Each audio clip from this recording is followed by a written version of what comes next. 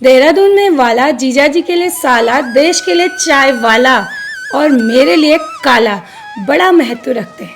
जब मैं छोटी थी, कुछ मोहल्ले की आंटी जो मेरा भला चाहती थी, मेरी माँ को आकर सलाह दिया करती थी, अरे बेटी को केसर लगाया करो, बेसन लगाया करो, अच्छा नींबू में ना ये सब मिक्स करके लगाया करो।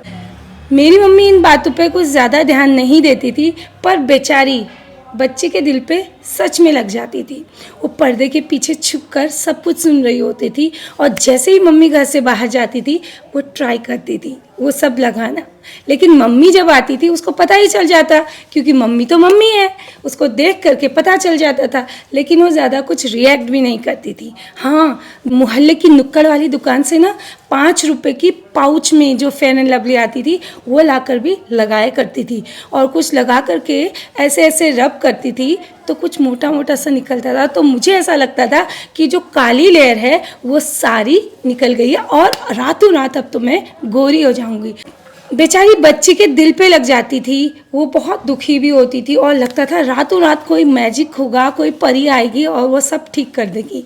लेकिन धीरे धीरे उम्र के साथ जब हम बड़े होते हैं तो सीखते हैं ये सब कहने सुनने की बातें होती हैं। शादी में भले ही आप कितनी ही अच्छी लड़की सुंदर देख लो, बाद में कुछ टाइम बाद रहने के बाद आपको फील होता है कि अरे शक्ल सूरत तो एक दिन की है, साथ रहना है तो आपका व्यवहार और आपके गुण ही काम आते हैं। धीरे धीरे हम जाके इस स्टेज पे पहुंच जाते हैं कि सारी मिथ्या होती है ये बातें।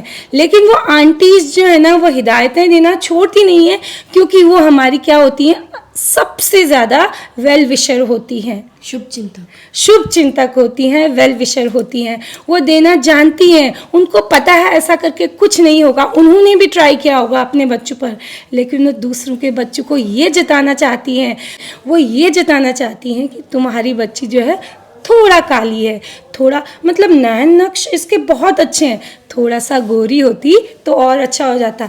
तो क्या हो गया अगर गोरी होती। अभी भी मैं इस उम्र में भी जब मेरी फ़ोटोज़ अच्छी आती, पिक्चर्स अच्छी आती, तो लोग मुझे क्या कहते हैं, मेरे हितैषी, इसके तो फोटोजेनिक फेस है, मतलब इसकी फ़ोटोज़ अच्छी आती हैं, शक्ल अच्छी नहीं है, इसकी फ़ोटोज़ अच्छी आती हैं।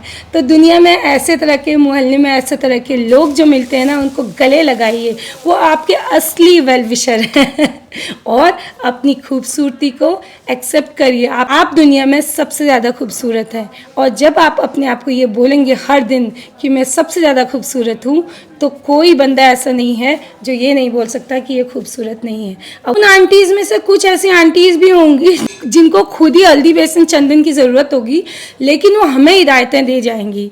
उन आंटीज़ की बातों को करिए इग्नोर, अपनी खूबसूरती को निहारिए। आप जैसे हैं बेस्ट हैं, कलर से कोई फ़र्क नहीं पड़ता, यू आर द बेस्ट। अपने आप को हर रोज़ कहिए कि मैं सबसे खूबसूरत हूँ। काम अच्छे करेंगे तो अच्छे ही लगेंगे। और जहाँ तक रही आपके फ़ोटोजेनिक फेस की, वो हर किसी का होता है। आजकल तो इतने तरह के कैमराज होते हैं, इतने तरह के एंगल्स होते हैं, तो हर कोई खूबसूरत लगता है। और सबसे बड़ी बात, अपने चेहरे पे फ़िल्टर लगाना भी आपको आता है। लेकिन हम तो वो लोग हैं जो रियल हैं, जो सामने दिखते हैं। न दिल पे फ़िल्टर है, न चेहरे पे फ़िल्टर है, जो है वो है। जिसको अच्छा लगे अच्छा, जिसको नहीं लगे नहीं अच्छा। अपनी खूबसूरती को एम्ब्रेस कीजिए। You are the most beautiful person in this world. Thank you. आज का ज्ञान इतना ही।